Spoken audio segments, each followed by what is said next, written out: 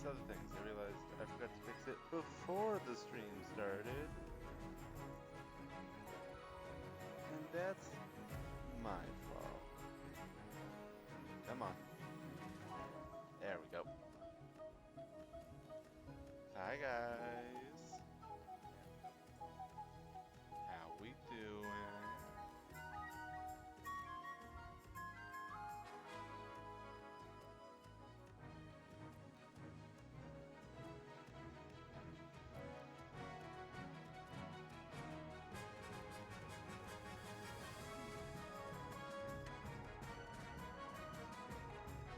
Y'all are ready for more King of the Castle shenanigans.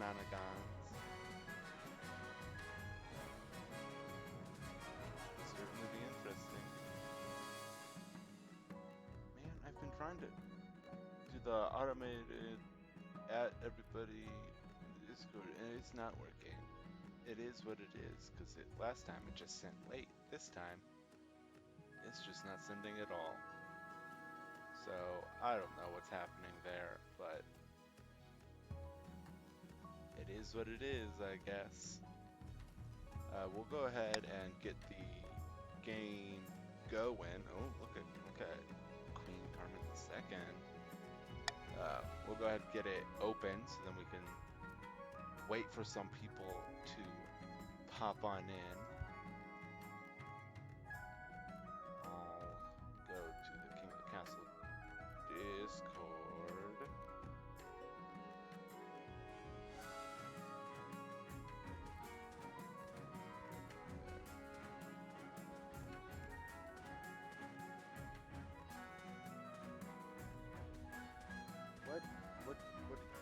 What even is that?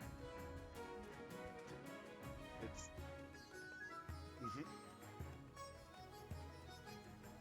I'm very curious on what that is. Okay, there we go. Okay, notification went out, it just didn't.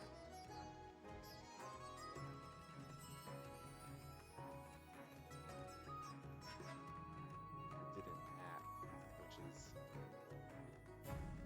an issue, but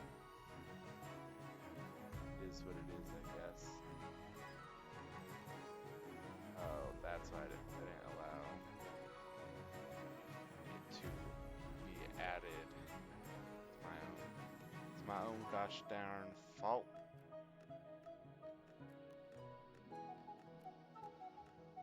Messy everything up.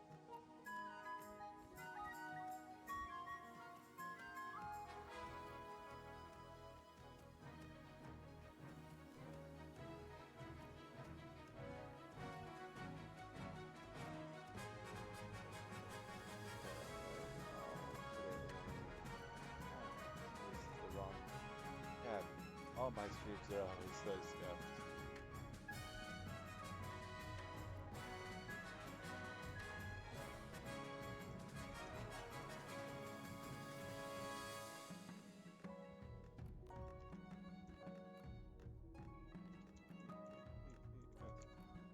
Look, there, that, do it.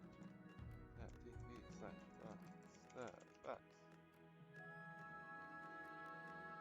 Let's see what we have. Let's see this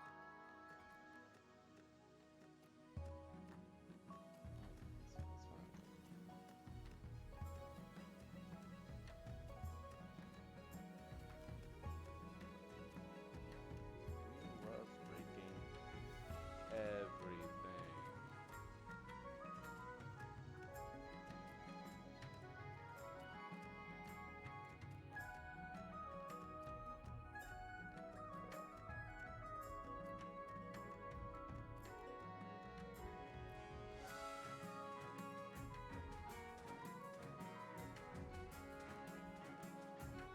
Just hang out until we're able to get enough to start.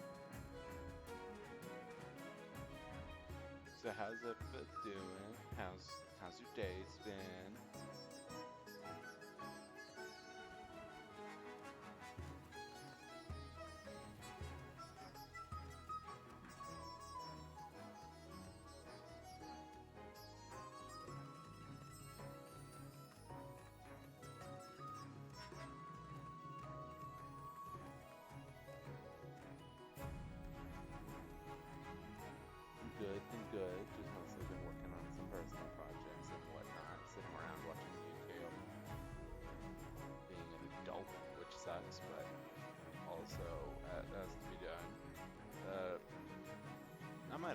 zomboid at some point on stream. Probably would be a hot while off because I suck at it and it would not be that entertaining.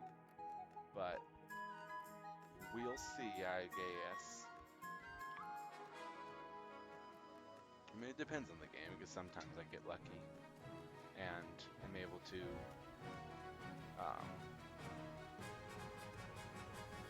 do super well and survive for a hot minute, and then other times I just abruptly die, literally within seconds of coming back. I respawn and immediately die. So we'll see.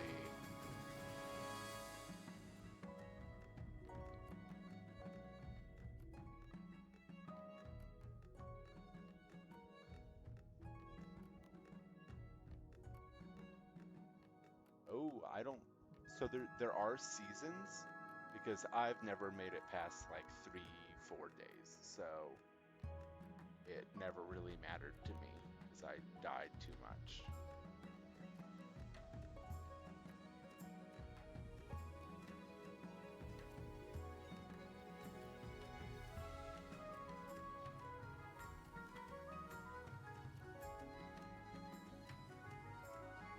I think I've seen on videos and whatnot of at least winter. I don't know if there were other seasons or not, but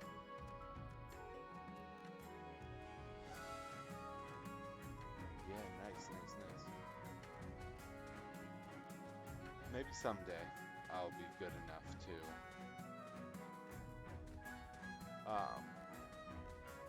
oh, really? That's that.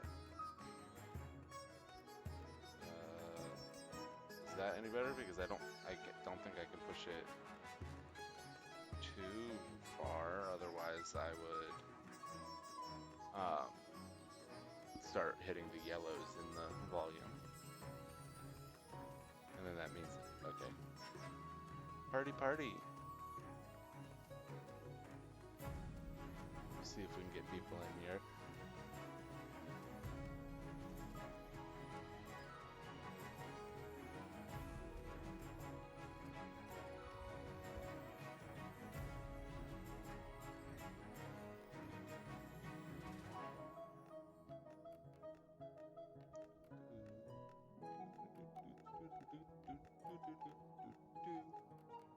Let's see, what do you look like this game? Oh, look at you. Pretty schnazzy if I do say so myself.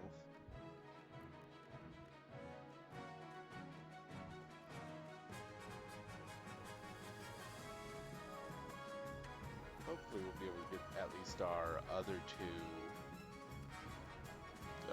consistent people in so we can at least start and then see if people join partway through like last time.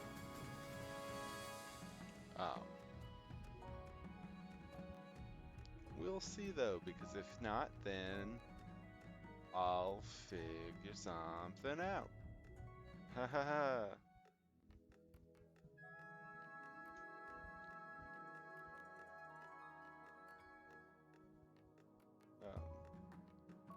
I'm very intrigued by the facial scarring of our current Monarch. Where, oh, there we go, I wasn't clicked on. Facial scarring because it is very unique. There's nothing really in the last game that made it set up that they would have it, so that's just their randomized appearance, I guess.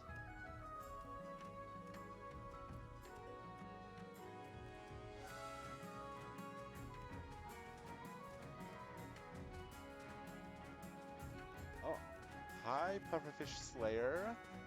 Welcome in. We're just waiting for enough people to at least start the game. And then we'll go from there and see how it goes. We normally have 2 other people that are pretty consistent in here. And I think they're joining, but we'll see. One of them being technically the now grandfather to our current queen, because their claimant won the first ever game we played.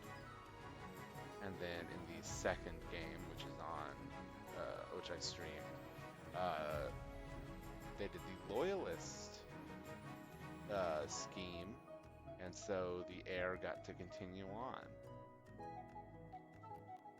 It's very unique and interesting. And besides that, so far in the games that we've played, no one's died yet, surprisingly. But to be fair, I've only played as Monarch in 2 games, and only one of them were streamed. But neither game had anyone die in it, so either that means really good odds you're not gonna die, or really good odds you will, because we haven't had a death yet. Oh my gosh! Like, in the same save file, or literally in the one same game, like you died 4 times?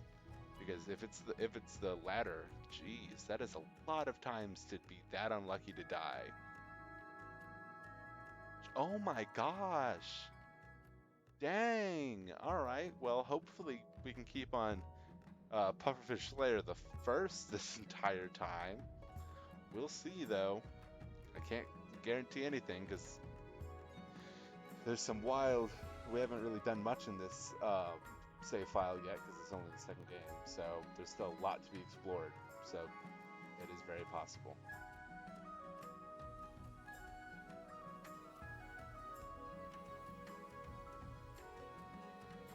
Oh my, I've never even seen that even playing as a noble, so that scares me that that's somewhere that can happen.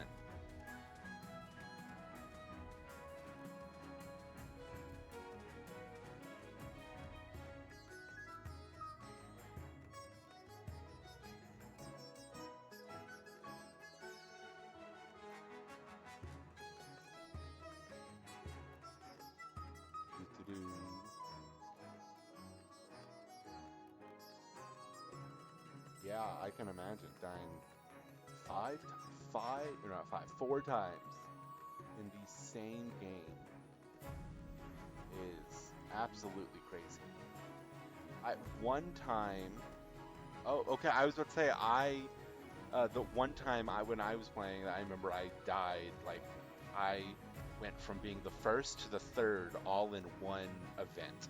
Because it was this, I died, second happened, but then for like treason or something in the same turn because of the choices, I died again, and I was the third at the end of the event, and it was absolutely wild. I need to start playing more King of the Castle as nobles again, so I can see what is out there, so I can be prepared. Oh no, not a bear. The bear ate your son. Oh, I'm so sorry for your loss. Is lost so many people.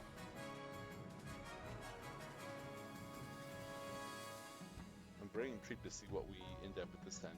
My chat is very, very, very fond of rebellions. So we'll see, because the moment they're able to, they instantly try to kill me. In the first game, they actually succeeded, which, I mean, makes sense. And it was funny, because only one region was actually active rebellion, but the other 2 helped them despite not being in rebellion. It was quite funny to watch.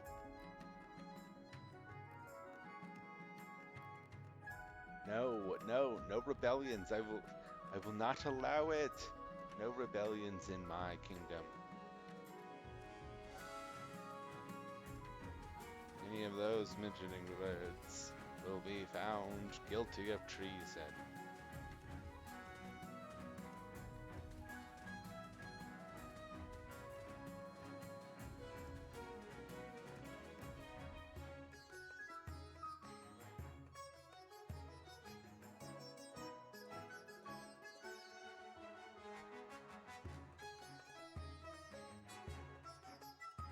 Hopefully we can get at least one more in here, and Because that's the word. It's like having lower amount of nobles, yes, rough, but playable. It's always this beginning bit as a smaller streamer being like, well, just gotta wait until we have 3. And the part that sort of sucks is also since this is a legacy game, even if some of my previous people come back and join, if they aren't in, if they weren't a count, we technically can't start because it would put them in, because none of them are the like premium players and stuff, so I don't think they can even choose anyways. So it'll be interesting. Hopefully we can get at least one more in here though, because I don't have a backup plan or any idea of what to do to stall until we can get people.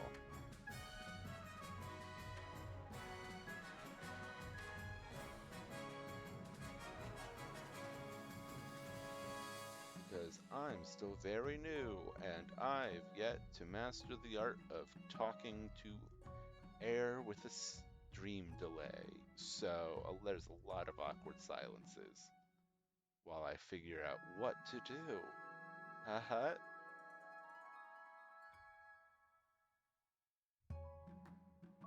I'll figure it out though. No, do not overthrow. And also, it's a queen right now, Queen Carmen II. Thank you very much. You and your patriarchal ways. How dare you?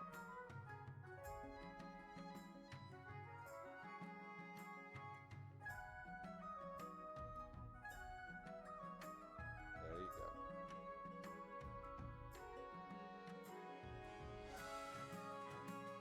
But no, no one said that.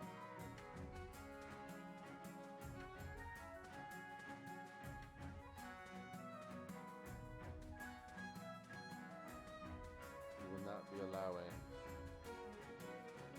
any overthrowing of the royalty this game. I will not allow it. If I could, I will execute almost all of you, except Pufferfish, because I do not want to what's the word? Oh gosh, wow, I'm stupid. I don't want to kill them anymore. They've suffered enough.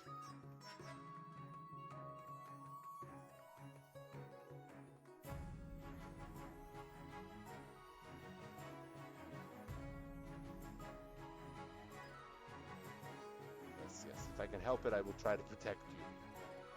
But we'll see, because my chat, when at its capacity of my regulars, they are bloodthirsty and ready for rebellion at the drop of a pin. So we'll see, I guess.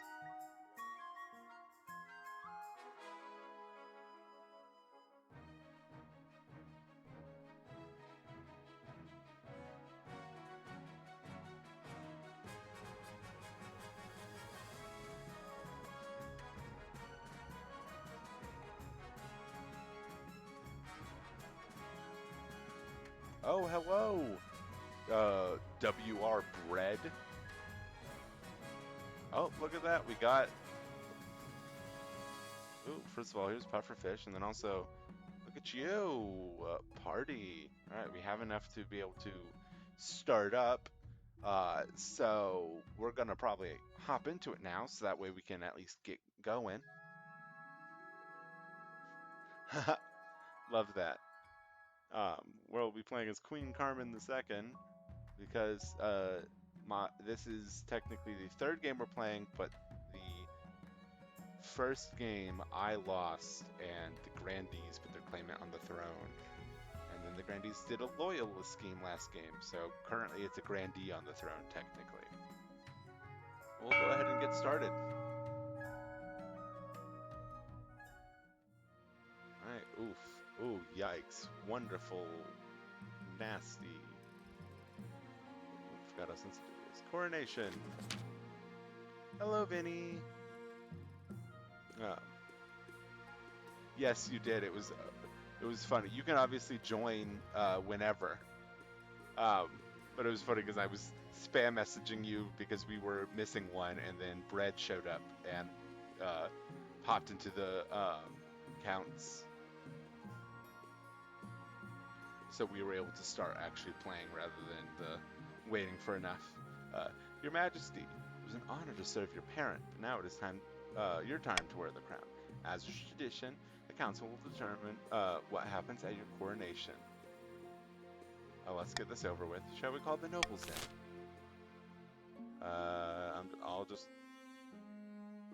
I'll. You know what? You don't get to use my treasury that quickly, but y'all can go ham.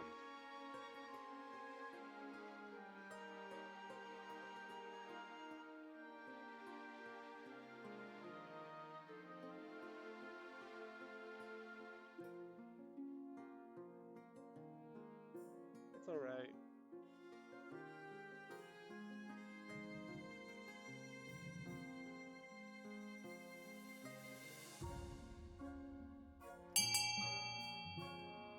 Oh, give it a couple more seconds to. Because I know there's one more person.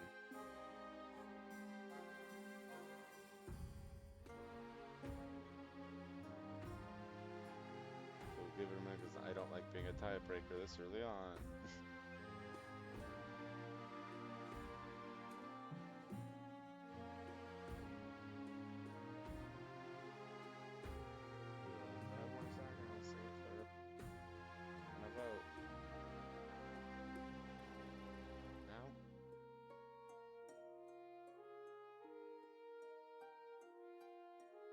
Slowly inch.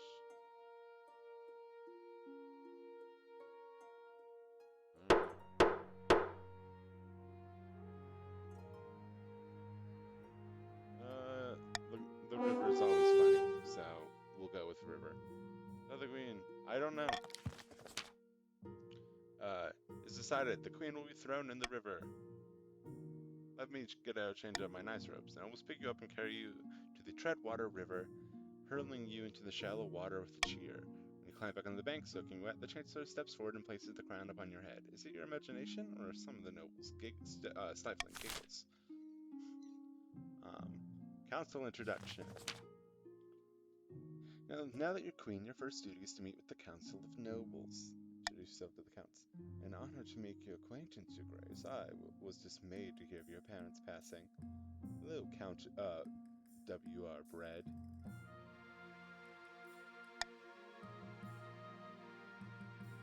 A pleasure, Your August Majesty. I hope to see our kingdom prosper and grow wealthy under your reign. Noble patrician, Dream River. Surroundings of the South. May the ninth God bless your reign, Your Majesty. I trust you will conduct yourself with honor and faith. Brandy, Harborfish Slayer. Hopefully we can keep you alive.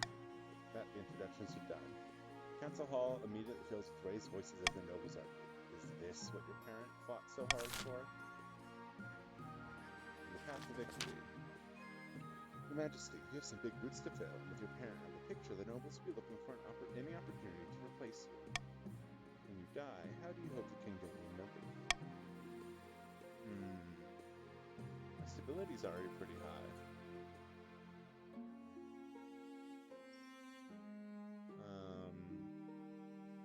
Let's see. I mean, trade's pretty high with the patricians right now. Yeah, I was just waiting for you to vote because since there's only 3 of us, essentially, if there are things like that, of just trying to make sure all the votes are in.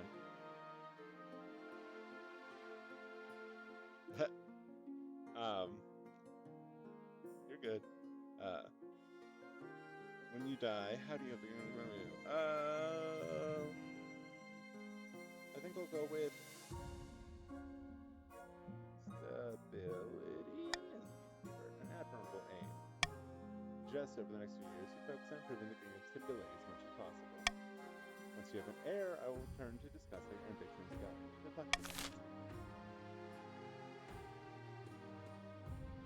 Alrighty. End of season. Carol of the W.R. Bread Dynasty. Notorious Eastern enigma leans delicately on a podium, sighing. Yes, my bad. It's my mic is weird sometimes, so I've been trying to fix it because it's my microphone is with my tied to my headphones, like it's part of it, and it's going on the fritz. I have to be careful with the wires, so that'll be. I've been trying to make sure it goes well. So if I ever get quiet, let me know, guys. I turned myself up a little bit, so I'm just making sure this is okay and just double checking. No problem. Uh, Notorious Eastern leans delicately on a podium, sighing. My fellow counts, in ancient times the East was its own proud kingdom. We bring back those days of glory, but not while the false Queen Carmen II wears the throne. Wears the crown. All right, counts. It's up to you. The singular you that exists. We've seen none of these yet, so we're not ending hunting anyways, so you can go with whatever.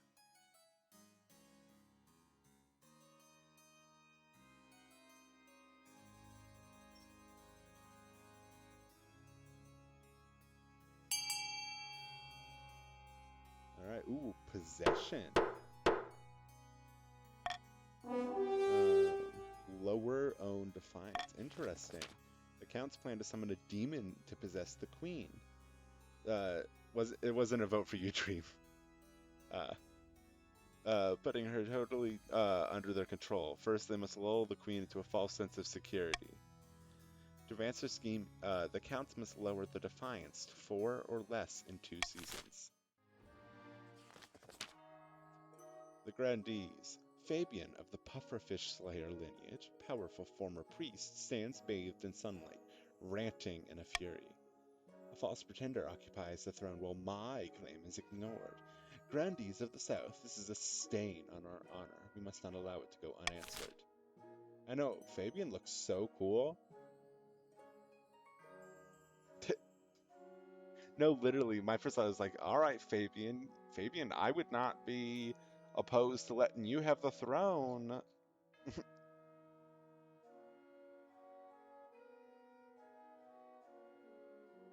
Right. Ooh, uprising. Oh, you want to oh no, raise the treasury? I always try to protect it. That's going to be interesting. The grandees plan to incite a peasant uprising to overthrow the queen, before swooping in to steal the throne for themselves. To advance their scheme, the grandees must raise the treasury to 2,000 or more in 2 seasons. Alex, of the Dream River family, a legendary business mogul, scribbles with a well-used quill on a hardwood desk, explaining in a measured prose. Fellow patricians of the coast, my claim to the throne is far more legitimate than that of Queen Carmen II. Something must be done. Alright, patricians, aka River, you get to choose which one you would like to do. I believe doppelgangers have tried to happen before, but it never, it didn't succeed. To be fair, I do not actually remember, so we'll see. Ooh, Monopoly. Oh shit, yeah, you're buffed in trade. I don't speak Spanish, unfortunately, so I know a little French, so if it was French, I potentially would have been able to understand it, but Monopoly, raise in trade. The patricians plan to privatize this entire damn kingdom. First, they must build up their industry. To advance the scheme, the patrician must raise their trade to 5 or more in 4 seasons. Well, you're all good. Alright, look at, honestly, Fabian? Fabian? Fabian can get it. Also, I know Carol probably obviously has like a second eye on the other side, but like it just it makes me think that Carol doesn't have an eye because you can't see it. So it's very intriguing. No, honestly, Pufferfish, fucking I see Fabian and I'm considering barking. Anyways, um, mm, I don't really need authority. I'll do the golden choice for now. And we'll see how that goes. Honor guard, a call for apprentices, and a new baby. All right, the honor guard. One evening, you're sitting up in bed reading some paperwork when a filth-encrusted peasant wanders into your bedchamber as bold as brass. Hello, you Madge. Glad I found you. This bloody place is amazing.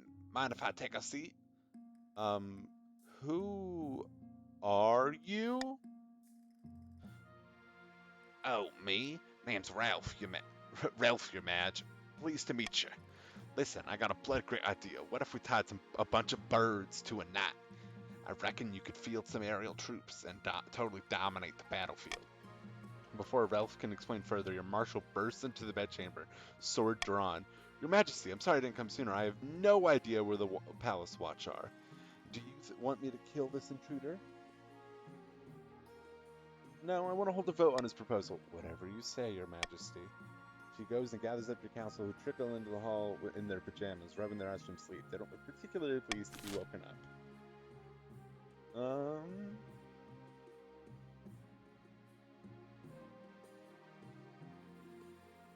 Oof, military goes down on all of them, but I'll let it go. I'll let y'all decide.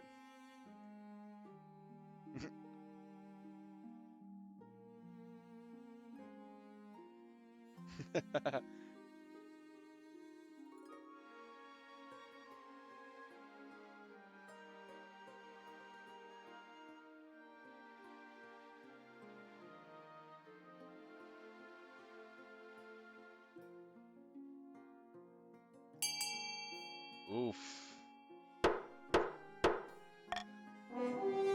Yes, and the pilot program will be in the east. Under Ralph's close supervision, a flock of ravens are tied to an eastern night. Instead of flying, the night is lost in a flurry of mad pecking and pooping. Ralph insists you merely use the wrong type of bird. Further experiments are conducted with owls, eagles, geese, woodpeckers, ostriches, and little gribs before hundreds of Eastern troops quit in disgust. Damn. R.I.P. the East military.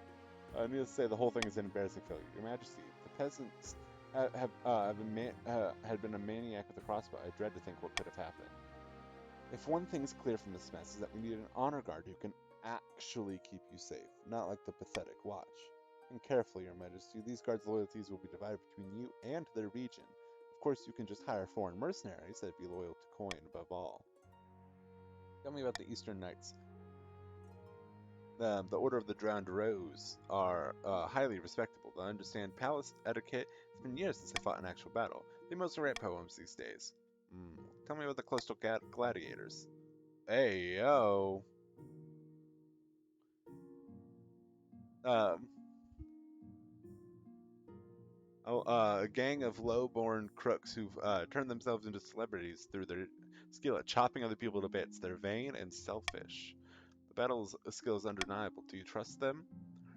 See, I would look at the battle nuns, but I took them the last two games and they basically fucked me over. But I am a Grandees. But I've decided I'm going to take the Coastal Gladiators.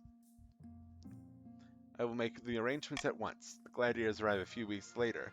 These men are bare-chested, and the women are underdressed, eager to show off their bodies as much as their weaponry. They gather behind your throne and begin oiling themselves up. Okay. Damn. No, literally. Hey, yo. I got bare-chested men as guards. Oh. Vinny, what the fuck? A call for apprentices. Grandy Pufferfish. A dreadful tidings, Your Honor. A meddling wizard is sent to set up shop in Cyrona. I believe it's Othmorel the Stormbringer. Tell me more about this wizard. Wizards have managed to tame creation itself. They wield untold power and are naturally distrusted by the church. Even the High Inquisitor wouldn't dare move against them openly. Athmorel, as her name suggests, is a wizard whose domain both includes sky and storm. She's put out a call for new apprentices, which is a rare event. This is a once-in-a-lifetime opportunity for many. Droves of unwashed, glory-seeking peasants from all over the South are lining up for their chances. Not just peasants. I, Dream River, have also decided to apply. The competition will be fierce, but these citizens are no match. I will be the most powerful noble this council has ever seen. You? You couldn't put your clothes on if it wasn't for your servant's help. We can't let this go ahead. Not only is it heresy, it presents a clear and dangerous conflict of interest. Conflict of interest? How? Wizards answer only to themselves. Their power is unmatched, such the entire kingdom cannot stand against them. Even an apprentice on the council would be disastrous. No magician Dream River could use magic to interfere with votes. Or you, for the matter. Then we shall assemble the council. Ninth bless you, your holiness. Oh, damn. I want money, but I don't want them raising their shit up right now, so we'll get rid of that one. So basically, for pay, it's either for pay or allow.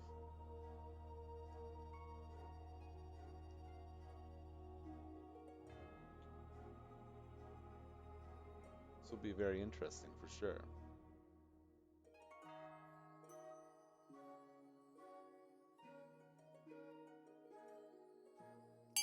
Looks like it's allow. So, does not matter what bread votes. Allow noble patrician Dream River to become Athmorel's apprentice. Hey, by the ninth, how will they keep up their noble duties if they're spending all their time in the south with this wizard? And what if ninth preserves us? They actually pass their apprenticeship? There's never been a whistle on the wizard before on the council before. We'll just cross that bridge when it comes to it. You have nothing to fear from me, your esteemed highness. I always have the kingdom's interests at heart, even as a wizard. No patrician dream sets off immediately on their journey to the south. Athmorel's presence in Sirona attracts all sorts of visitors, though the power of her latent magic starts to wilt crops for miles around. A new baby! Greetings, your highness. Some fine news from my peasants in the south. A baby has been born on your birthday, bearing a birthmark in the shape of the number 9. Fantastic omen. Perhaps we should mark the occasion?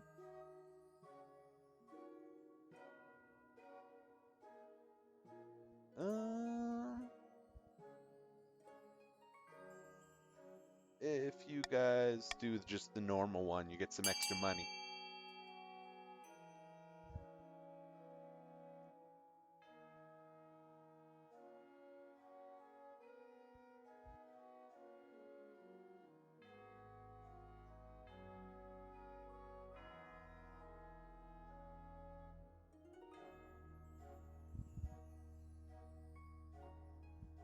Ooh. Split. We'll give it some time to see if bread votes. If not, I get the choice. Mwah, ah, ah, ah, ah.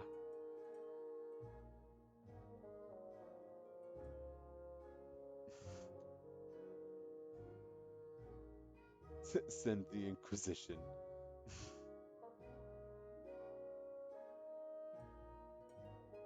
Bread, may chance you still be there?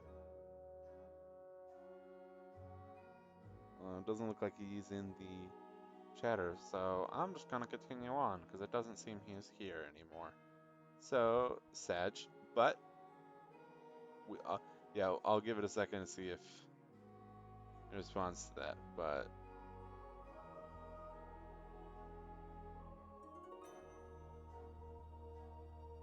if not, we'll figure it out. We'll keep playing. And just hope another player slips in at some point to become a count. Because the one other person that is coming to the stream is a grandee, so that'll be interesting. We'll just have me have the queen send her blessing. Ninth bless you, your holiness. That's too kind. There is another matter. They asked permission to name the baby after you. What do you think, Your Majesty? As long as the baby's not ugly. I shall assess the baby's appearance and act accordingly. True to his word, Grandy Pufferfish Slayer lets you know the baby is perfectly adorable and therefore suitable for the name of Carmen, a child of the South named for you. Who knows what sort of person this baby will become?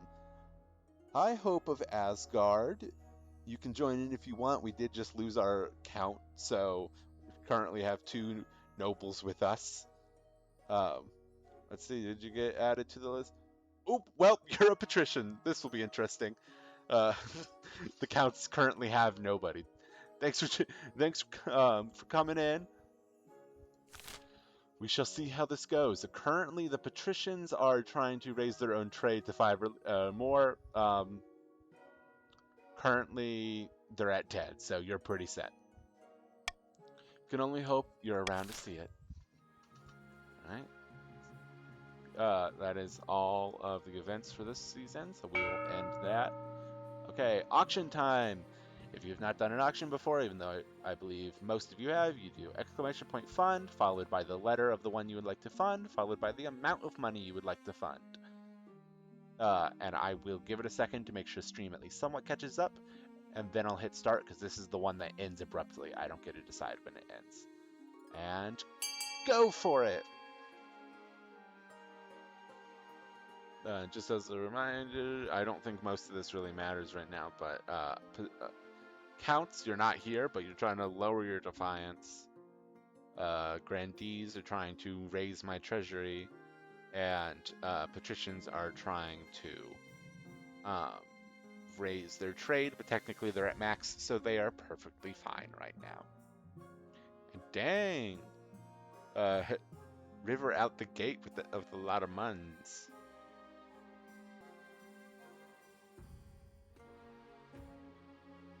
Apparently looks like trade will be going up in the grandees, and then authority will be going down.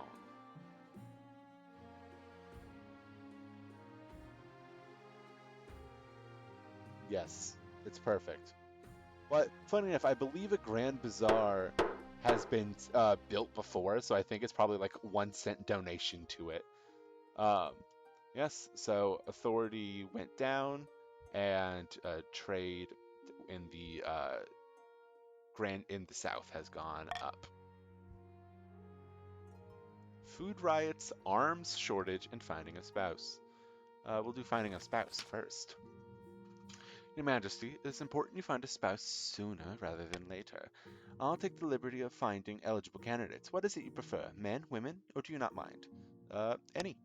Thank you, Your Majesty. I'll send out messengers to the most influential, noble families in the kingdom. Let's see what they have to offer. Oh, that just reminded me of the spouse from last game. She quite literally made a river turn backwards somehow. It was very intriguing. Let's do food riots. She literally, my spouse in the last game was so stupid that she somehow fucked literally everything up just enough that the Monarch could win. And so her blood now pumps through this child, and I'm scared. Your Holiness, the famine in the south grows worse by the day. Riots are breaking out. Oh, Jesus. Breaking out in the major township from Serena to Calaville. Starving mobs are pillaging bakeries, grandees, and merchant houses. What do we do? Oh, quite literally can only send in armies to control the riots. So...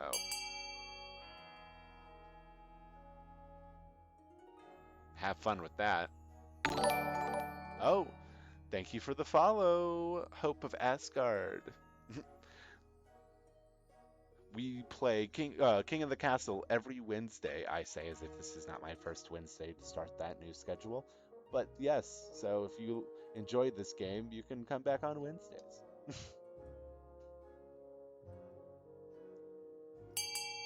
It doesn't matter, so we'll just continue the voting.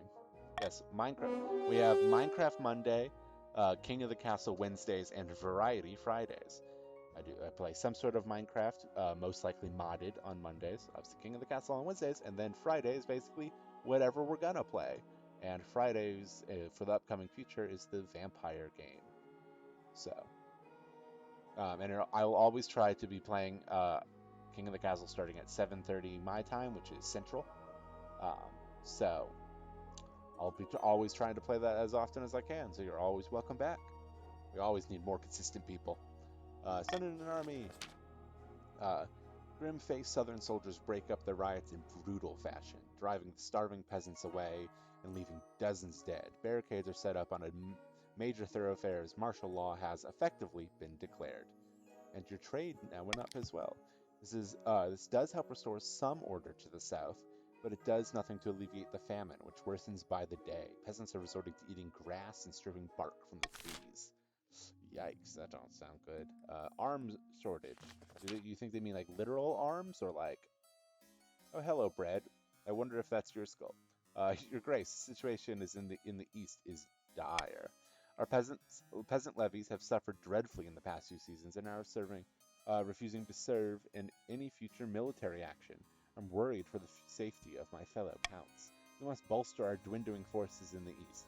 Who knows what will happen to our people without protection? Oh, sweet Jesus, we're not doing that one, that's for sure. But go ham otherwise. I don't know.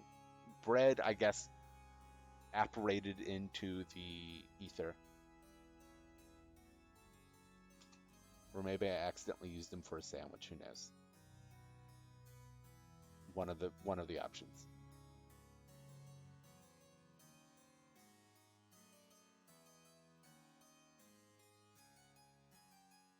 No, literally.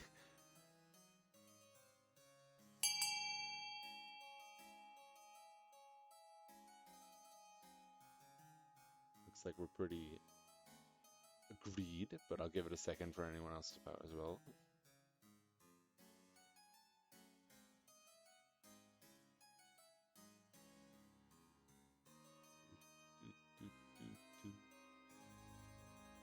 Interesting.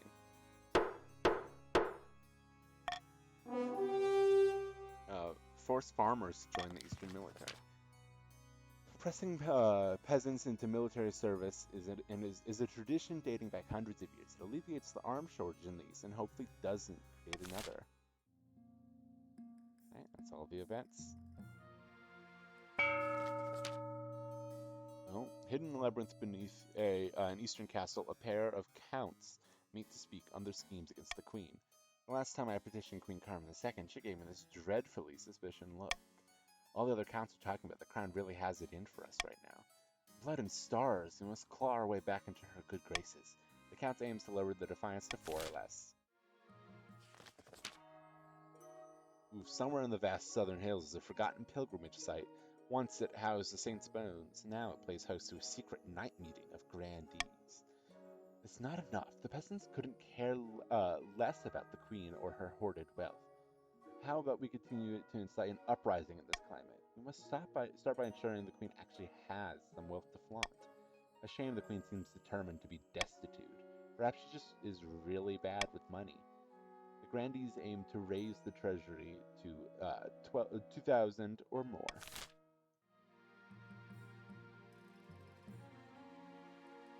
Well, the few chances that you, in a way, I know you were right, all of them were subtracting, and I still vetoed them, so I didn't allow any change. You know what? We currently don't have any. Oh, yikes, no, wait. Well, wait, if I do this, does it equal out? A little bit. We'll do it like that, so that way I lower Grandee Defiance but raise count because there is currently no count to vote for it, so confirm.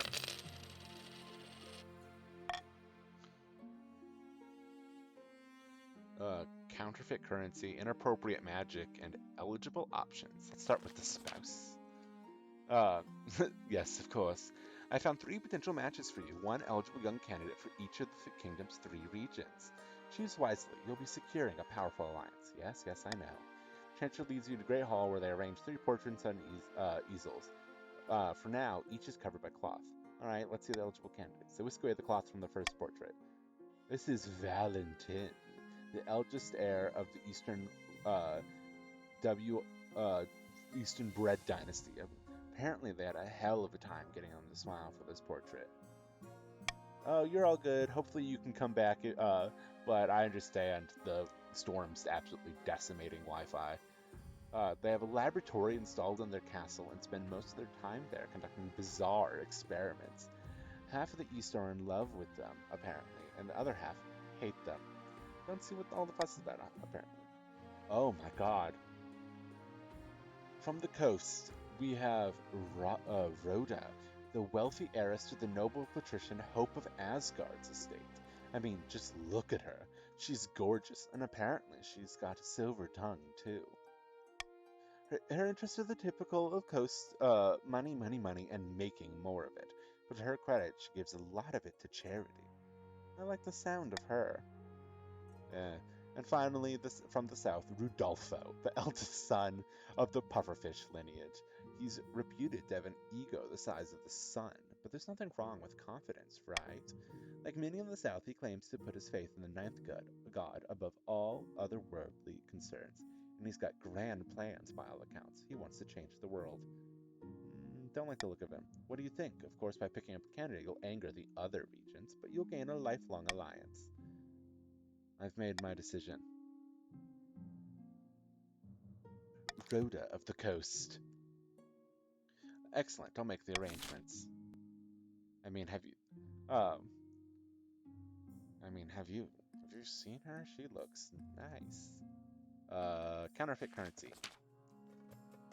The coast has been prosperous of late, but my tax collectors are reporting suspicious coins in the latest takings.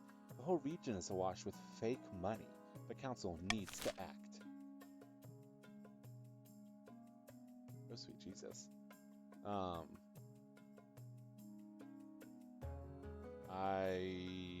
If you guys vote for the bottom one, you get extra money.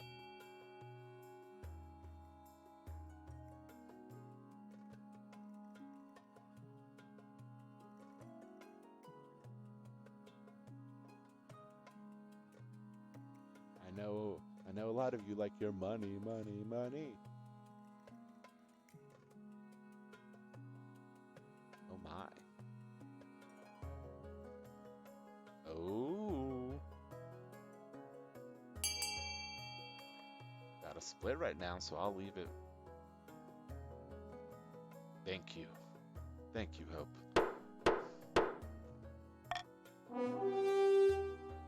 Order your artificers to invent a new coin that's harder to counterfeit.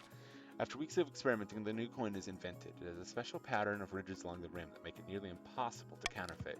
However, they're much more expensive to manufacture. Rolling them out across the kingdom will take time, meaning people continue to use the old coins impacting trade in the coast. Inappropriate magic. I wonder who this could be about. Oh my god! Bread! See, this is what happens if you leave my stream without a word. I send the wizards after you. I send the wizards after you. This is what happens. Take this as a warning. It was his skull. I was right. Prophet, prophesize. Your Highness, help me. I've been cursed, withering away. Dream River to blame. Look, I didn't expect Othmorel's spell to do that. Anyway, Bread stole my prize Ateshi toothbrush last week. I only wanted to give him a toothache. Unimaginable pain. Please, by the 9th, make it stop. Drakhov's bones. This cannot go unpunished, Your Majesty. A moment later, Bread's skull falls off and he collapses onto the floor in a pile. Count Bread has died. Bread the Second has joined the council. Sure, I'll just let you guys do whatever you would like. You know, Bread is dead. Look at him. Does he still look the same? Yeah, because I think if you do have the custom ones, they look the exact same. But I don't know if you die when you aren't a premium player, does it change your appearance, or do you still have the same appearance? I'm curious about that. I've never actually noticed. Oop! Look at the patricians banding together. Do nothing. Oh, sweet Jesus. What a farce. That was murder, plain and simple. But the other nobles look away and shrink under Bread's the second's gaze. No one wants to anger someone with Dream River's power, even if they're still a mere apprentice. Okay. I was just intrigued because I just realized that obviously if you have custom appearance, you're going to look the same. But I was wondering if you get a new randomized face. But it probably makes sense coding-wise to just they generate it once, then keep it for the game.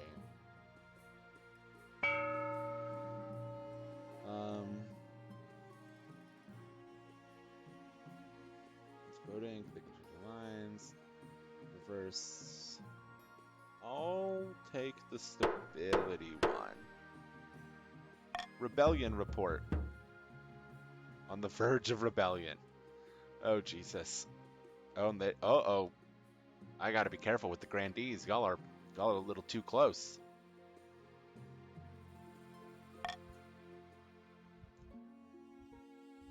Ha ha ha. There are no counts. There are no counts. You can't rebel. We have the royal wedding, bad mushrooms, and the archbishop's request. I'll consider it, Pufferfish. Your wedding to Rhoda is naturally the talk of the kingdom. Nobles and peasants alike travel from across the realm to attend. For a week and a day, the capital is one giant party. Don't mess with someone who can't make your head off. Yes, I mean, yes, that is a pretty good life rule. Don't mess with someone who can take your head off. It feels like you're the only one not taking part. Instead, you're getting ready for the ceremony. Soon enough, you're standing in St. Bertrand's Cathedral with Rhoda by your side. Do you take this woman as your lawfully wedded wife? I do. Then I pronounce you queen and wife. After the wedding, of course, there's a feast. And after the feast, a dance. Your new wife, Rhoda, laps up the attention, delivering a witty speech in which she flatters you outrageously. By the time you find yourself alone with Rhoda, it's quite past midnight, and you've never felt more tired. You danced so beautifully. It was such a wonderful day, wasn't it? Agree. You endure a long conversation with Rhoda, who seems determined to flatter you relentlessly and agree with everything you say. By night's end, you still don't know who Rhoda really is. Her real personality is concealed beneath 100 layers of etiquette. You go to your separate bedchambers, still strangers. We'll do bad mushrooms. Oh, hello, Brett II. Bad news, Your Grace. The eastern serfs are starving. Predictable, yes, but in their starvation, they have been turned to foraging to swamp mushrooms to survive. The particular variety is delicious and filling, but make one very ill. After a brief recovery, all seems well. I don't like where this is going. The next morning, the unfortunate soul rises from their bed in a fugue state, wandering the streets as though touched by a demon. Then they drop dead. This mushroom is dangerous, so dangerous that my servants are calling it the sixth god Bane. It sounds rather useful. Oh, I couldn't comment on that. If we could get food in the east, we should at least tell the peasants what the sixth god Bane looks like.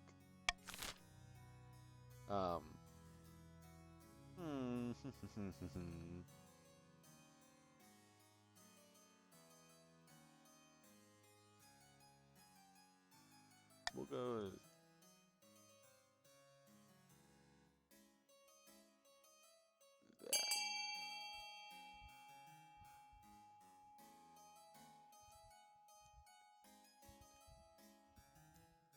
So no head?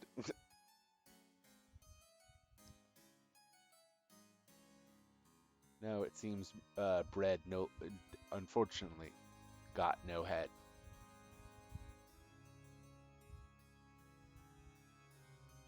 sad tale, true and through. Who would have known this is what lack of head does to you? I'm sorry.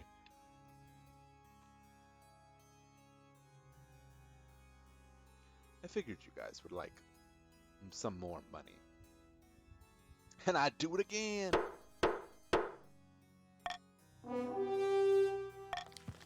Oop, sorry. The harvest does little for the starving peasants, but at least the sixth god Bane is no longer on the menu. In the meantime, the spy masters hoard the mushrooms, distilling them carefully until a deadly poison remains.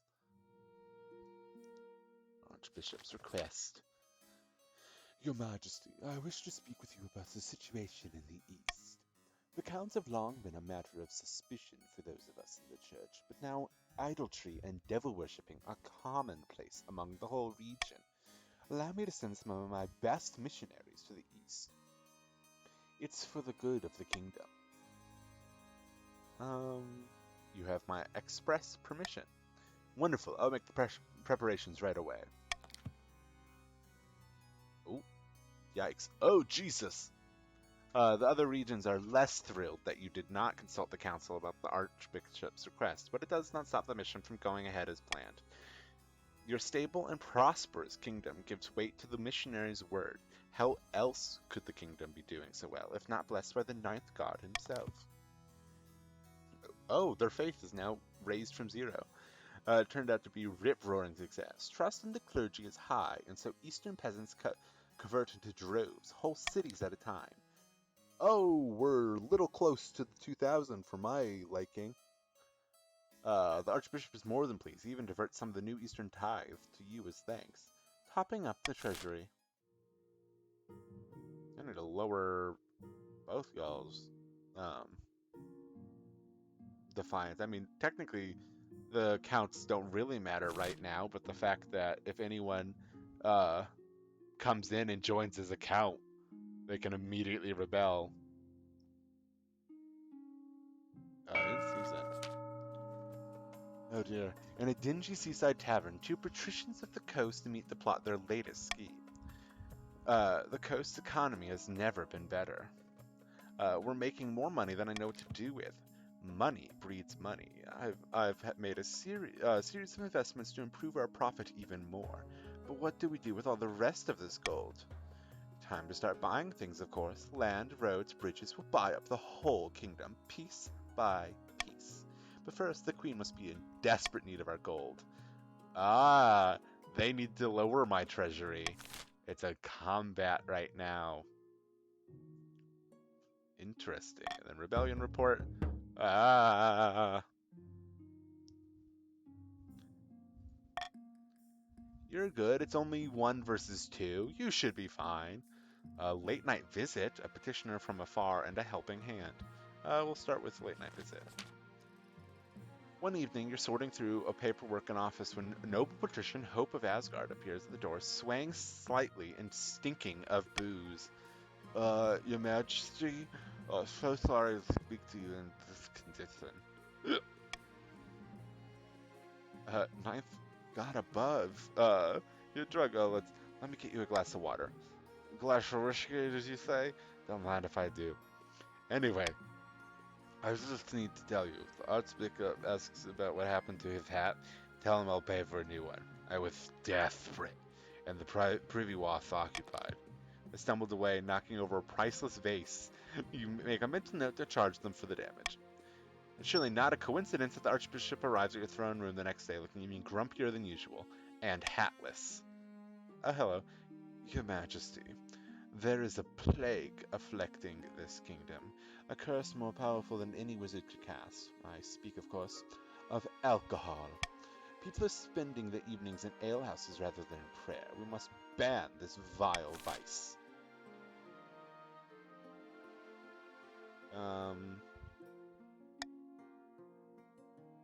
I like the no such laws will be passed, but we'll see.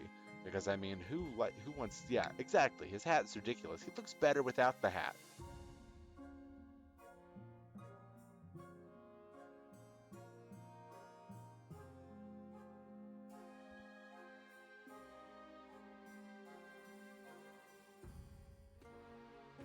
shall see.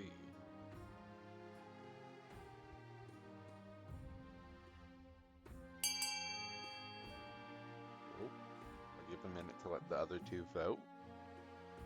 There. Oh my gosh, it's a three-way split. But that gives me the power. I will do the no such law.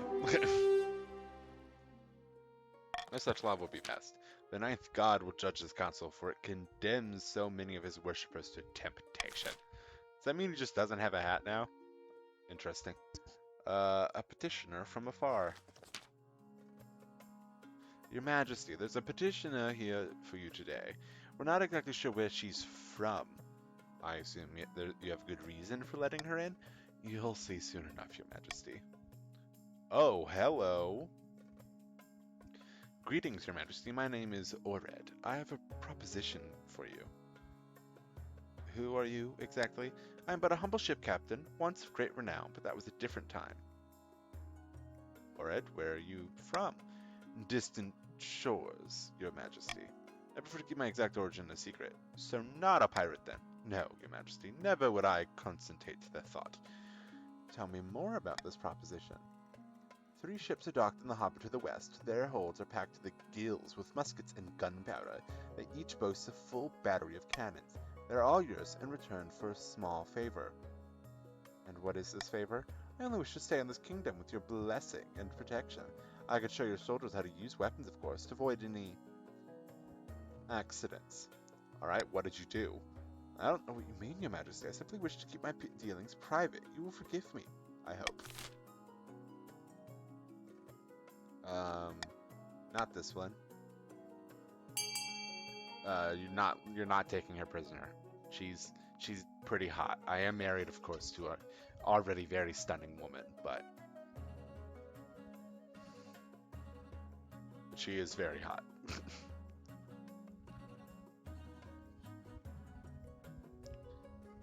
I figured as much. I have to wait for the time anyways, even though there's all.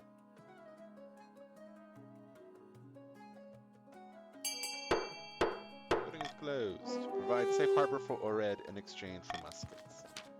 Ored and her weapons prove most useful in the coming months. She and her crew train your officers as promised.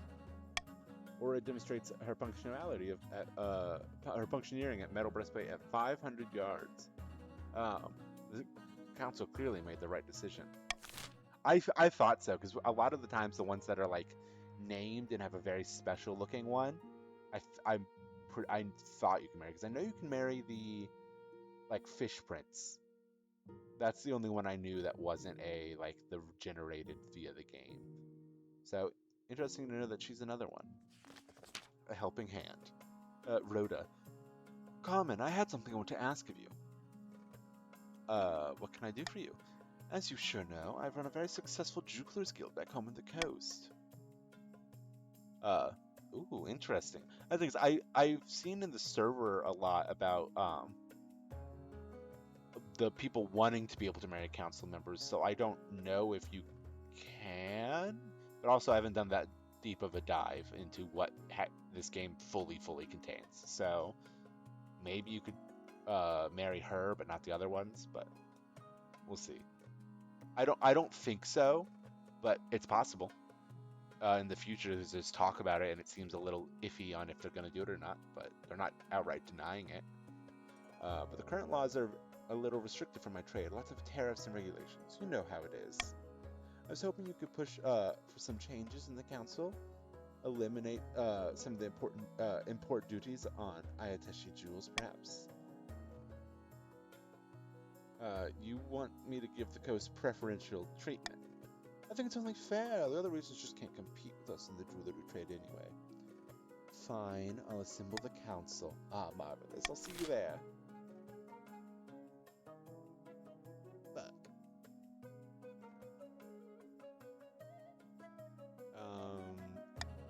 I'm gonna ask for a do nothing, but I think I know where this is going.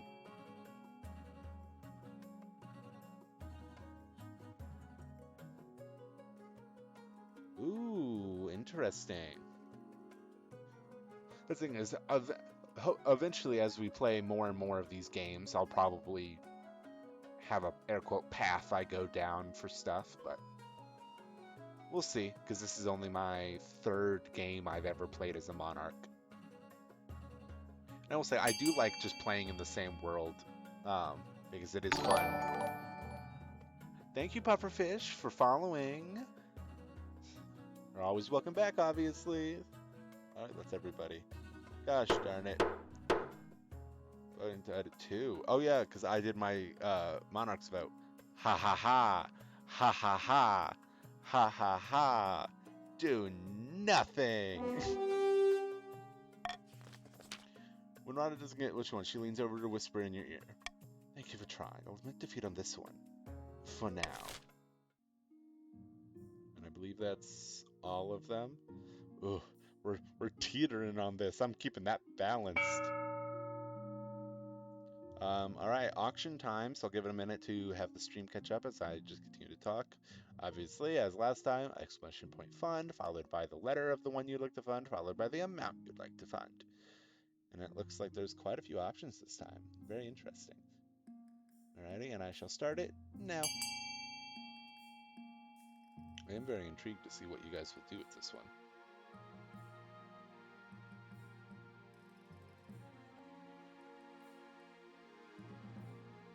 Ooh, 9. Interesting, interesting. Alright, alright.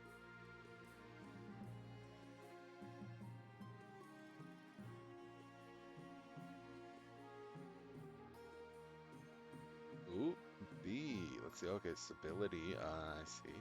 And authority. Oop, gonna lower both of them. Ouch. I have an F to not keep it from game over in me. Oh, F and B still. It just changed it up a little.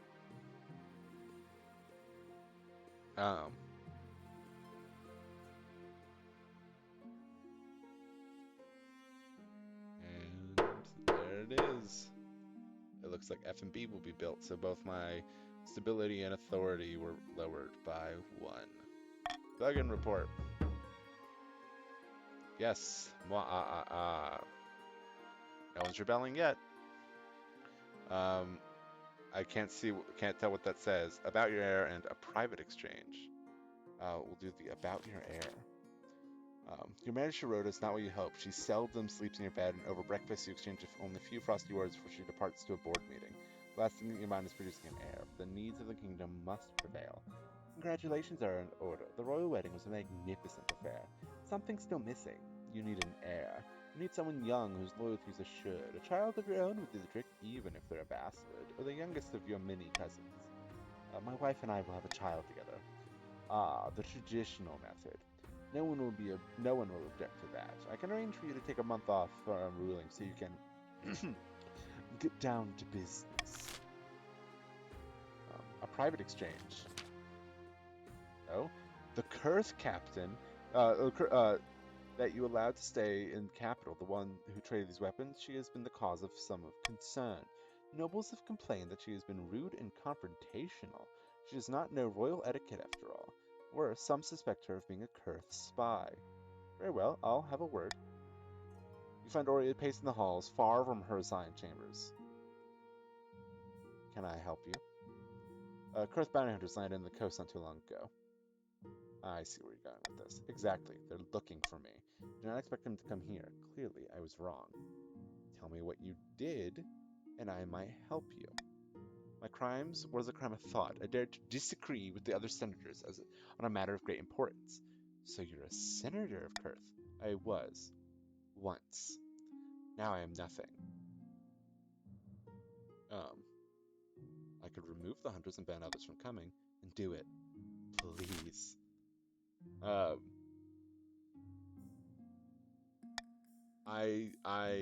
Even though it lowers my stability, I want her to stay. I mean, she seems so sweet. Harboring criminals is a kingdom staple at this point.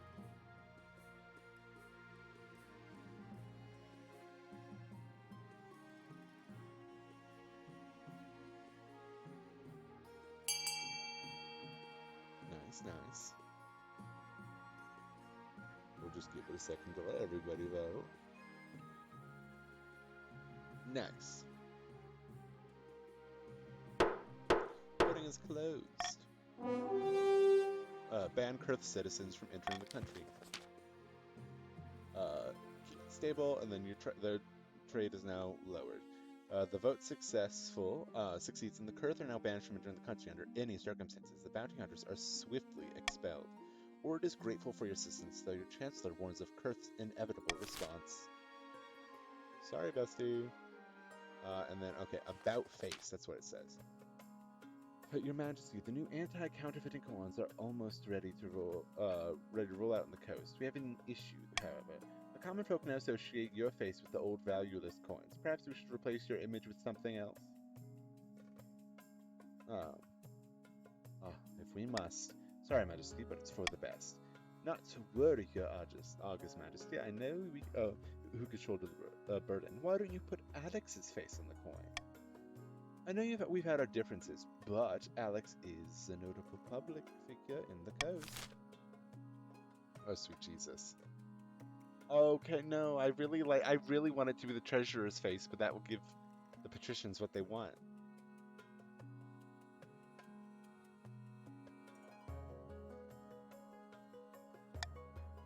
Not patricians, grandees. Wrong one.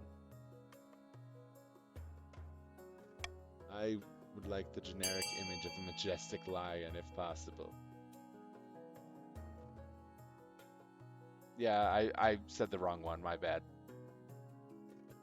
Yeah. But hey, remember, patricians, you don't want my money going up. You want it to go down. Okay.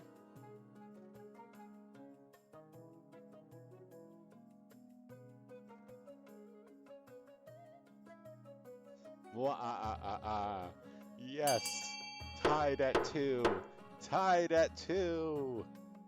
Replace it with a generic image of a majestic lion. I'm so sorry. I've been getting everything I want so far. This has just been the perfect game so far. When the new anti-counterfeiting coins are rolled out, coastal merchants are delighted, but a few confused peasants decide that an actual lion must now occupy the throne. To your surprise, this is met with general approval. About time we had a strong ruler, the commoners mutter. When they see you in person, they're inevitably disappointed. The rumors of your Leon nature refuse to die away. Some nobles start jokingly calling you the Lioness, which isn't too bad of a nickname, even if it's ironic. Okay, the Lioness. Honestly, that's a pretty good nickname. Sitting on a bench outside of a sun-bleached villa, two patricians of the coast meet to plot their latest scheme. The thrice-cursed queen is still refusing to sell us any public land. It makes sense. The treasury is not exactly suffering right now. Patience, my friend. Let's bide our time until the queen's gold runs out. I wish to lower the treasury to 15,000 or less. Or not 15,000, 1,500. I always accidentally say the wrong one. I'll lower their stuff because I can. No, we'll raise them. Keep it above and then get it away from how close it is. Yeah, we'll go with that. Rebellion report. Get away. Shoot. Get away, counts. A brand new harvester, the diplomat, and a tasty innovation. We'll start with a brand new harvester. Hello, bread. Your Majesty, the scholars and great thinkers of the South have invented a new farming implement. Some kind of horse-drawn machine that automatically reaps and threshes grain. They call it a wheat eater, and it's revolutionizing agriculture. It will be of great use to us in the East. Our farms are struggling to keep up with demand, as you know. We will not share the designs with the likes of you, Eastern leech. Our people worked hard on that machine. We deserve to reap its rewards, not you.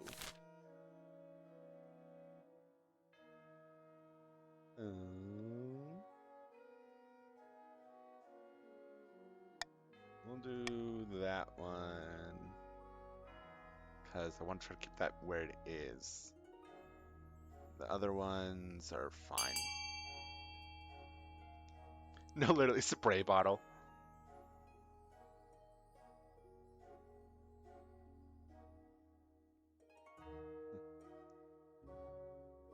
Oh my gosh, bread appeared. Back, back, I say.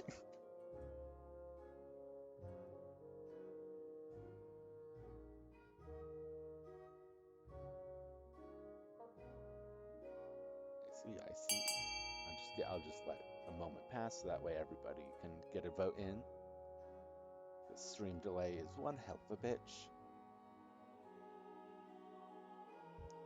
There we go.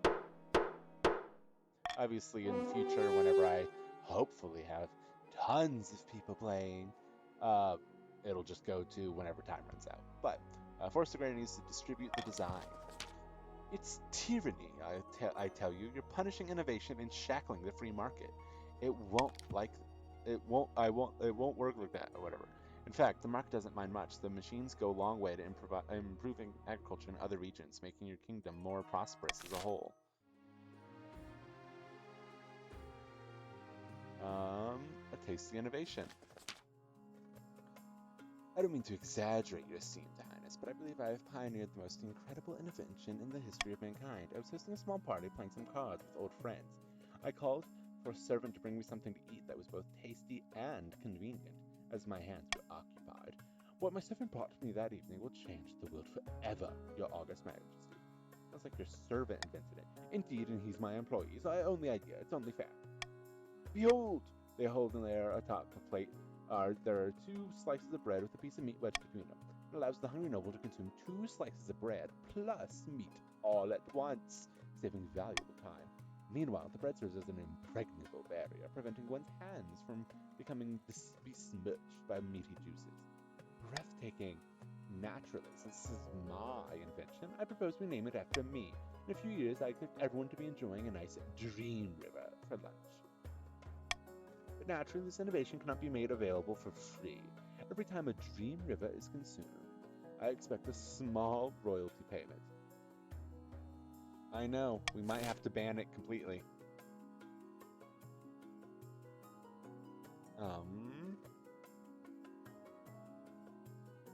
As much as I don't like it,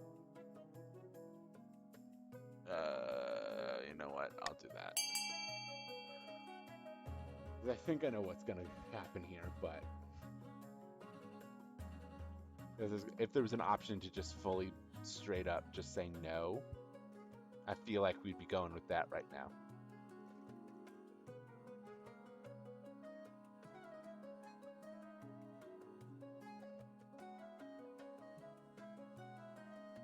Ooh, split all over the place right now.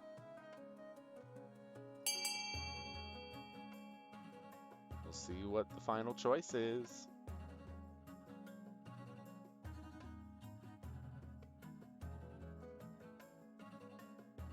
Interesting, interesting. Voting is closed. Give Dream River the royalties they deserve. Thank you, August Majesty. It's the least I deserve. Now to work on my next invention, edible playing cards. From that point on, everyone is forced to pay a small fee to Dream River whenever they eat anything between 2 slices of bread. Other patricians are granting an exemption for paying this toll, but counts and grandees are forced to cough further. Consequently, despite the deliciousness and convenience of eating Dream River, since never really catches on, bakeries go bust around the coast. And then the diplomat. Your Majesty, a diplomat has arrived all the way from Kurth. I thought they weren't allowed to step foot here, but Your Great Majesty, a pleasure to meet you. The pleasure is all mine. Come on, Bather, the Kurth Senate Grand Penitentiary. We are aware of this ban you've placed on travelers from our country. We ask you to lift it, and while you're at it, we'd like to release the fugitive captain you're hiding into our custody. Kurth will compensate you, of course. I would also humbly remind Your Majesty that Kurth is a regional power that Your Majesty would not like to anger, if Your Majesty can help it. Oh, sweet Jesus.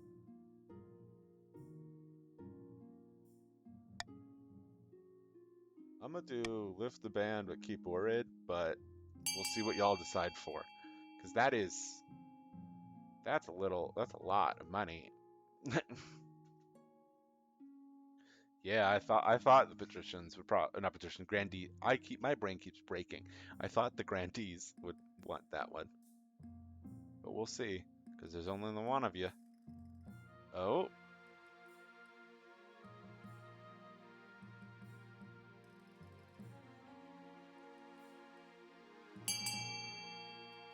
I'm very intrigued. Now, currently, technically, B is winning. Ah, I'm sorry, Pufferfish.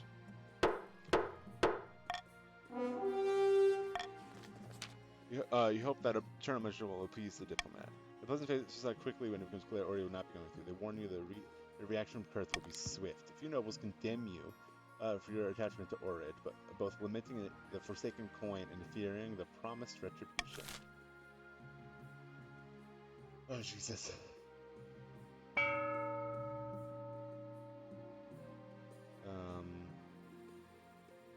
No.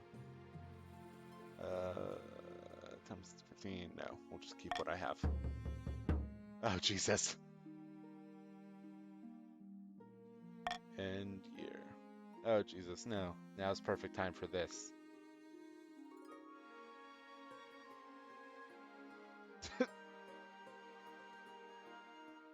Let's see, we have Horror in the East, Escaped Experiment, and a City in Flames. We'll do a City in Flames. Your Grace, there has been a terrible fire in the city of Doptyach. Where once there were buildings, there is now a field of smoldering ash. Dozens of lowborns have died. What caused this fire?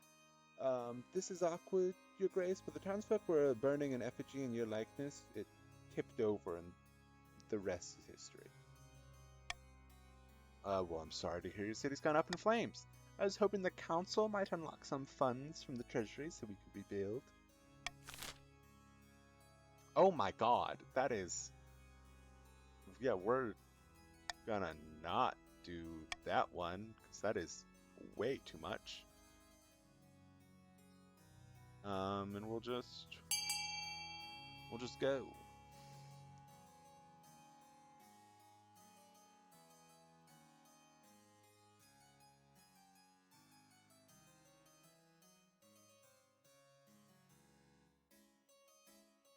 Interesting. Ooh, a split right now. They don't deserve help. They were burning her like exactly. Ooh, fine and punish the effigy burners responsible.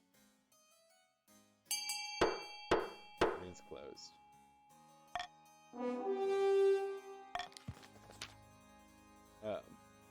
The offending effigy burners are arrested and beheaded amid the ashes of Doptyach. No one dares burn effigies in the east anymore, but behind closed doors, the counts who bear the cost of rebuilding elevate the effigy burners to martyrs and blame the queen for the fire. Drukov's bones. Maybe instead of effigies, we should try burning the real thing.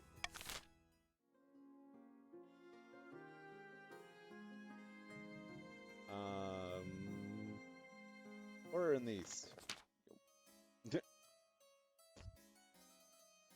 Your Highness, a monster has been stalking my farms at night, smashing down the doors of cottages and feasting on the peasants inside. Sounds ghastly. We'll go with how many victims? Dozens, Your Majesty. Only a few have survived the attacks. The survivors tell a garbled story about gleaming fangs amid a mountain of blood-soaked fur. Oh, jeez.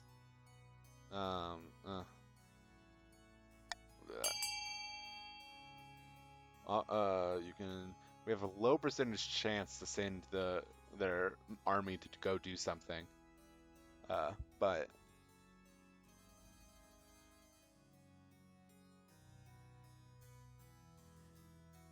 we shall see, I guess. Oof.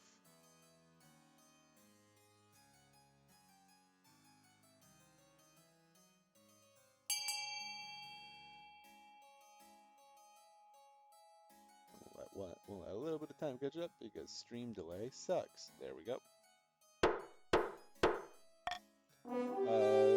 This is no concern of ours. The monster continues to menace the east, growing more bold every day. There are reports that it no longer confines its attacks to the nighttime. Soon, peasants are too afraid to tend to their crops, which lie rotting in the fields.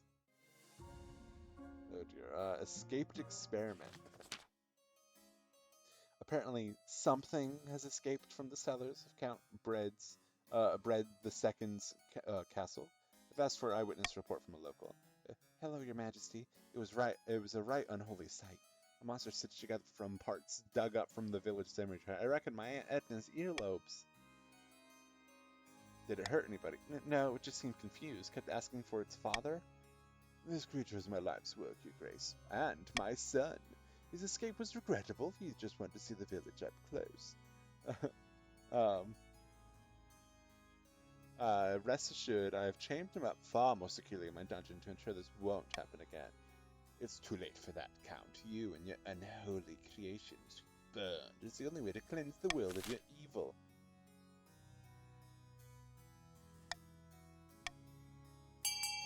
Burn the bread. Burn the bread. Oh, is it? First of all, welcome in, Pudventures. I've been having slight issues with the audio all night, but we will see. Because is it quiet? Is the game or me?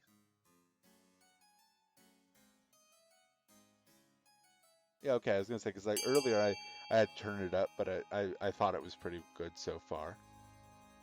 Hmm.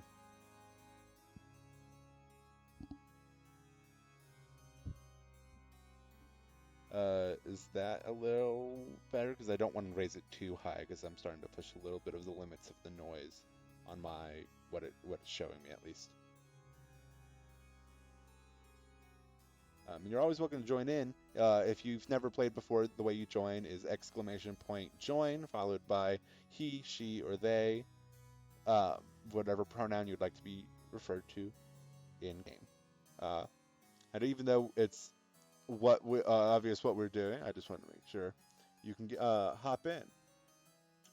We're burning Count Bread, which we'll actually see if you end up being a count, because he was our only count and he left pretty early on. So it's been an interesting game with the counts not being able to really do anything. And so we're burning his son. Bread, if you ever find this again, we have no offense towards you. It's now just a meme. Well, let's see what you end up being. Ah, you are a grandee. Ooh, and look at you. Yes, nice. This will be interesting.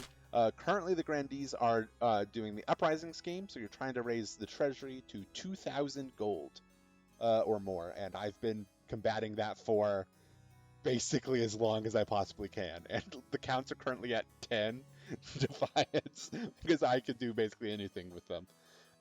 Burn us if you wish, you fools. No, please don't rebel, Pufferfish. Pudventure, please. I was on the verge of defeating death itself. You're burning your own savior. Count Bread the Second and his hideous creation are burned together at dawn. Clutching each other's hands, the common folks celebrate that the ninth justice is done. Surely have RNG'd the count since it... No, exactly. That's what I was thinking it would do. But I guess not. Okay, my best guess is that since this is a legacy game, and technically I believe, it's because in chat right now, Vinny, when they played, they were a count. So I wonder if for some reason it's being weird and the Twitch integration's messing up, and it's being like, oh, let's balance it because Vin could potentially become a count. But I don't know if that's how that works. It probably doesn't, but we'll see. Count Bread the Second has died. Count Bread the Third joined. That's potentially what it is, but yeah, it is what it is because now that just means that we get to absolutely dunk on Bread. So, but yes, technically the Grandies you could rebel if you wanted right now, but please don't. There is no rebellion in Bobbing Bay. I beg of you. Um, I wouldn't say he deserves it because I don't want to dunk on him that hard. Uh, but yes, torture their legacy because technically Bread's already dead. We're torturing his legacy. There is no rebellion in Bobbing Bay. Anyways, end of the season. Yes, I currently have no heir, and the only ones that technically have made a um, going currently a current what's the word forward move, whatever it's called, advancement. There we go. Is the patricians, but they are battling against the grandees. Explosion at the port. Oh, my heir and a mercantile complaint. Where is Kurth? I just realized. Oh, it's over there. Interesting. Your Fabian? Your heir. Your quest for an heir is finally complete. You stand before the council holding a small child in your arms. Should I die, I ask that my crown be passed down to. The council hall is filled with silence. My son. The assembled nobles break out into a polite applause. By designating area, you cement the stability of the kingdom. Yes, no, it does show the other ones, so like everything that it references in the events and things like that. You can see them on on everything. Your Holiness, may I be first to congratulate you on the birth of your son. What is his name? Carmen the Third. Praise be, Your Highness. I'm sure little Carmen the Third will grow up to be a chip off the old block. Congratulations on finding an heir. Now you need to fill your ambition to win the game. Expect a visit from the Spy Master soon.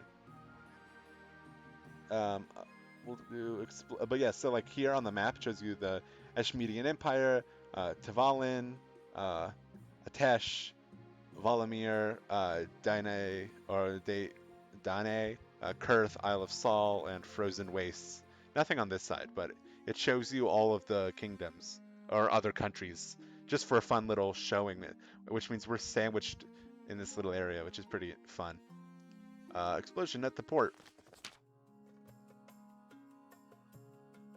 Uh, Your Majesty, a ship exploded at the port. The water swelled like a tidal wave, and my whole town was devastated. How could this happen? I have no idea, Your Esteemed Highness. Uh, all I know is that the ship arrived from Kurth just yesterday, and my docks have been destroyed. Oh, depths below. If I may, this may be the promised retribution from Kurth. Retribution? Then this was an attack. You cannot let this stand, Your Majesty. Um, Ooh, yikes, this is a mixed bag of things. Ban exports to Kurth and place high tariffs. Command Orid to patrol. Focus on rebuilding or hand Orid. We're not handing Orid over. Orid is my best friend right now. Is there anything else that I really want to care about? No, we'll let y'all go ham there.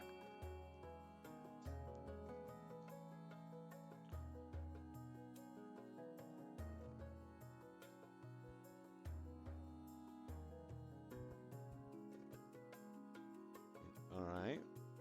Yes. See, I feel like Orid would do absolutely amazing out in those waters.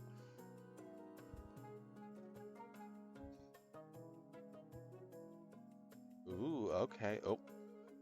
Absolutely dunked on, River. Sorry. Voting is closed. Command Ored to patrol the coast in her gunship. Ored is summoned from her quarters post-haste. When you tell her her plan, she's more than willing to accept and immediately sets sail. In between patrols, she even trains her other captains how to fight against Kurth's cannons. Over the coming months, trade ships from both sides come under attack. Skirmishes on the open sea become the Kingdom and Republic navies become commonplace. With no one willing to give in, the conflict will continue for the foreseeable future. At least you have Orid on your side. And then a mercantile complaint. Oh, hello, merchant. Your Majesty, the richest merchants in the south have bribed the grandees to give them an exclusive charter that now control all trade of perfumes and dyes, the south's most valuable goods. It's a monopoly, Your Majesty. They're scamming the public by fixing prices, pushing smaller traders like myself out of business. Something must be done. Okay. Demand the treasury. We'll do that. We would never. Monopolies are like super illegal.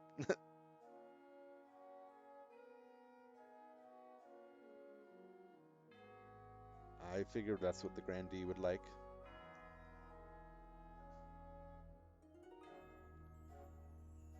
This will be interesting.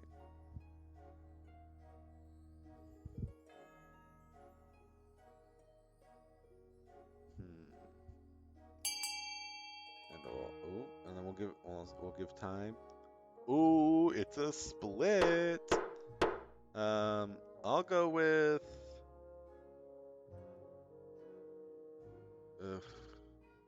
Defiance of who? Probably Grandees.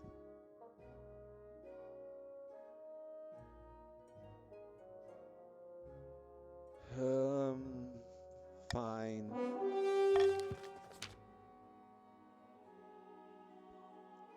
Give it to you guys this time. But I'm watching you.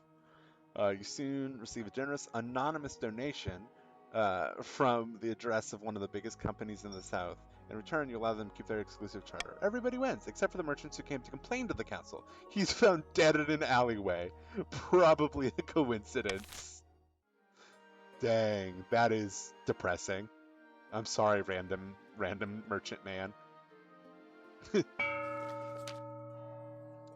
Back in the southern hills, the ancient pilgrimage site is once again awash with devotees. None of them are here to pray, however.